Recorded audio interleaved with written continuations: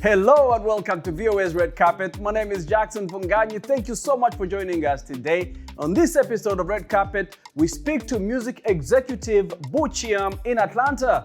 Mozambican singer Zander Baronet talks to us about Amapiano, and we speak to the fashion designer behind the brand Touch of Rwanda Fashion Designs. Let's get on with the show. Let's begin with some music news. Afrobeats music has grown in popularity around the world, with artists like Wizkid, Burna Boy, Davido, and Tiwa Savage, and many others achieving international recognition and their music charting on global music platforms. However, many agree that the genre still has potential to grow and expand its influence and reach. We caught up with the one person who would know what needs to be done to realize this potential. Columbia Records Vice President Bu Thiam, with deep knowledge on the trends shaping the global music industry. Bu has achieved considerable success in the music business, especially in the talent management sector. He has managed the careers of some well-known musicians, including Lady Gaga, Chris Brown, T-Pain, and Kanye West, among others. Red Carpet visited Bu Thiam at his Bu Vision Studios in Atlanta for a wide-ranging conversation. Here is part of it where I asked him about the future of Afrobeats. Let's take a look. It's only going to get bigger, like anything else. To me, it's just a start. And I think now, for me, I'm like, okay, well, where is the artist that's going to be, even right now, when you look at like the charts, right? You look at like, the top 100, worldwide, right? Rimmer was close, and I was really hoping that he would have had like a #1 record, but I think he like peaked at 4.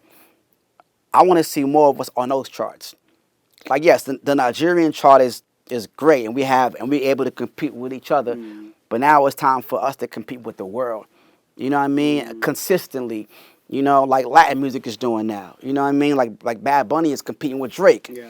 He's not competing with Dave. He's not competing with other Latin artists. You know what I mean? So now it's like, how do we get to that? Okay, yes, we're in now, and now how do we compete with some of the biggest artists in the world? And so that's really what I'm like hoping for and pushing for, and that's why I signed King Madi, because I feel that she has the opportunity to, of course, be huge in Africa, but also be relatable in America and be able to compete with some of the best in the world. You know what I mean? What will it take? Does it take a buy-in from the diaspora community, African diaspora? Does it take a buy-in from, the world? Because if you're going to sell music, you're hoping that everybody will consume your songs. Right. But also, Africa as an emerging market there's so much potential growing there. Absolutely. In terms of the economy, the money. Absolutely. What is that thing that is going to elevate I think for one, it's going to take people like me. Like, not saying like in a but like, because I have the knowledge and the understanding of how to do it. I think what's happening with a lot of artists, I'm noticing I love going to concerts, right? And then sometimes I say, man, why was this artist performing here last night? Like, this venue is not really, he should have went here, or he should have went there. Yeah. So my brothers are still learning how to do a lot of these things and how to properly set themselves up in relationships and write the right deals and touring partners. Still things, they're still learning as they go, right? So I think it takes someone like myself and others who's done it before to come and say, listen, this is how you properly do it. And also, sonically, plays a part, right? Because as big as Afrobeats is, and it's going crazy, obviously, some people still may not understand what Ashake is saying.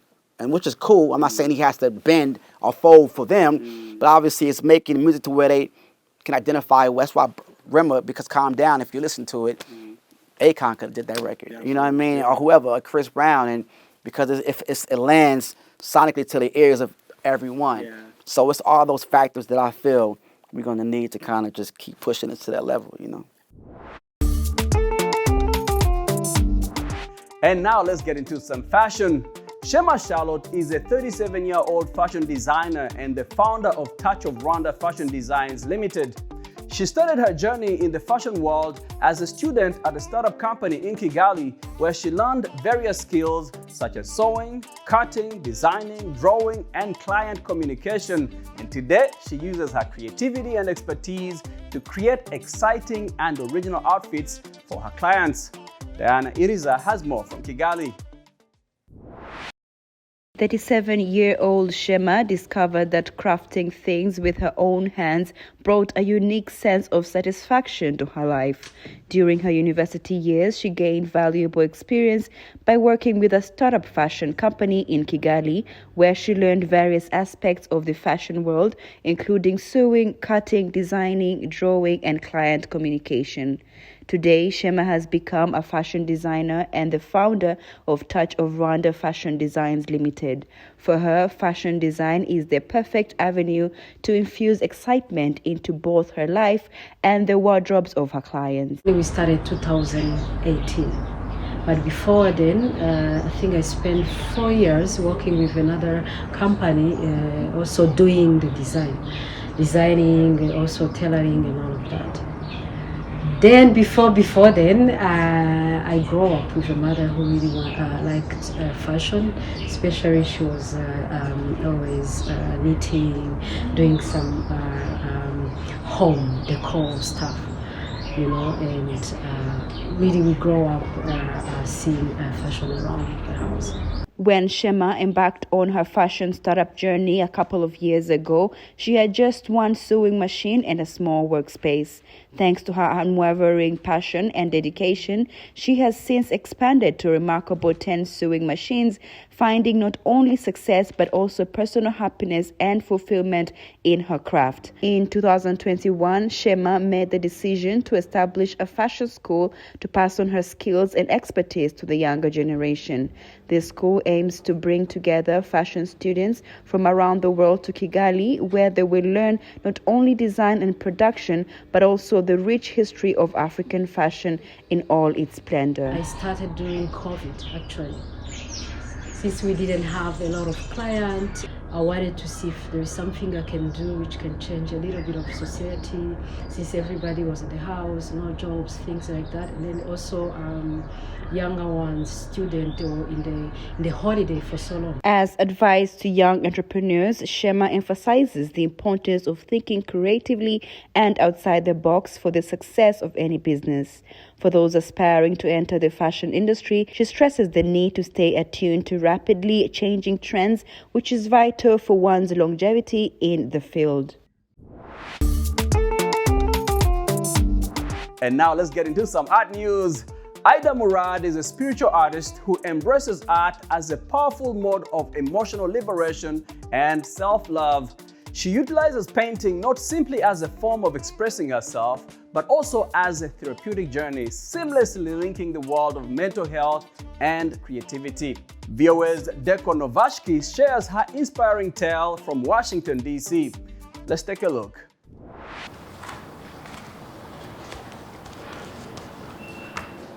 So mental health is really important to me. And the intersection of mental health and art is extremely powerful and important. So I always say that art is not meant to be a luxury. Art is a critical tool for all of us to help us with our inner and our outer lives.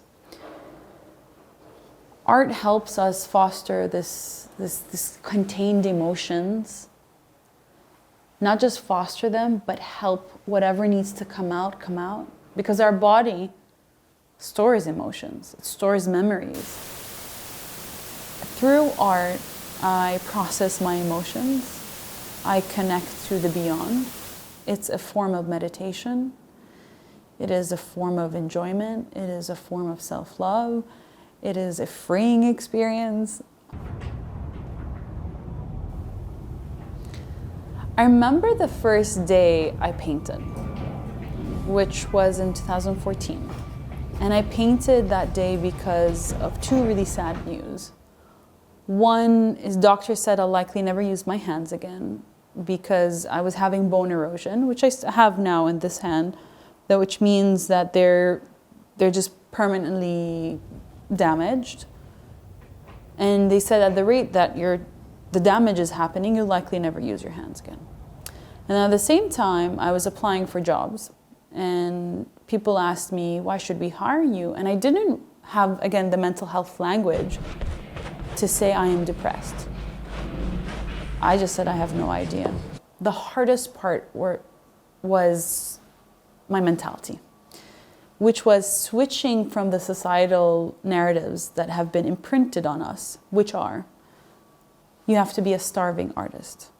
That if you are an artist, you will likely make little to no money. So just to even reprogram that, it took a lot of breaking down and community to help me show me that, hey, Aida, you can do art and you can be thriving.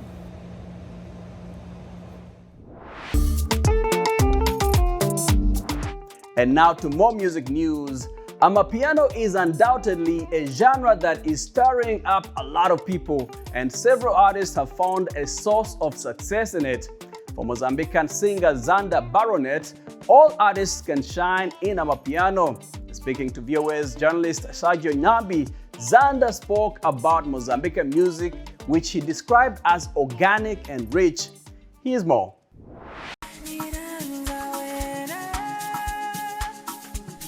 With a career that began in the gospel world, Mozambican singer Zander Baronet discovered his vocation for singing when he was still a teenager and today presents a varied repertoire. In recent years, from Kizomba and Afro, Zander has also invested in a style that has stirred a lot of people, Amapiano. Amapiano to me is a genre that allows artists to be able to express their musicality without any difficulties at all, because the beats allows somebody, you can speak on it, you can create a sound on it, you can just listen to the instrumental on it, you can sing on it. So it really allows any artist to express themselves on the beat. It's actually I could call it like it's a safe beat for anyone that is musically inclined to work on, you know. We all bring a flavor to it. It allows you to bring a flavor from your country. If you're from Nigeria, you're gonna have a flavor on it. If you're from Mozambique, you can have a flavor on it. If you're from Tanzania, you're gonna have your own flavor. So it allows people to express themselves musically.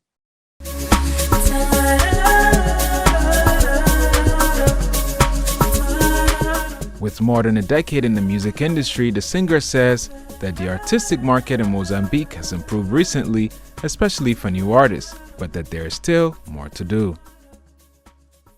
We need more sustainable, or we need more entities that actually understand more about music, that can teach. I do my best to teach the young ones on how to get your music registered, how to look at your royalties, because a lot of musicians in Mozambique, they get their music played worldwide, they get their music recognized worldwide, but they don't get the income back, the compensation for their music playing worldwide. I myself am an example of that. I've had my song play on a movie Netflix, but for what they gave us to what they would have given somebody from a different place or with a different name was totally different. Zander proudly declares that Mozambique has a wealth of talent and that its music is organic. So we have a lot of organic music that you'd have from the north all the way to the center and to the south.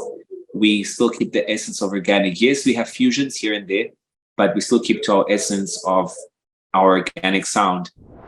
And with that, we come to the end of our show today. Thank you so much for hanging out with me. My name is Jackson Funganyi. For more entertainment news, remember to check us out at voaafrica.com. We are also on Facebook, on Instagram, and on YouTube. Do not forget to like, to share, and to subscribe. Until next time, goodbye everyone.